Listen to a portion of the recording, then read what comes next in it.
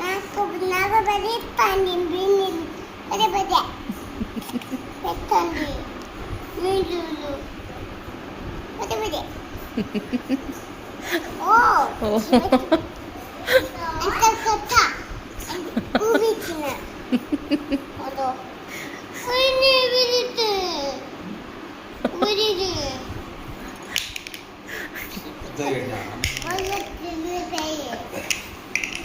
అన్ని పీకేస్తుంది.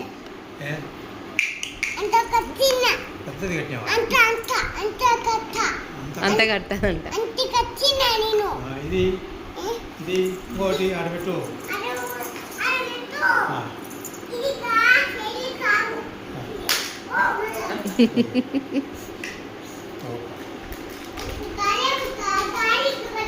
గాలికి పడిన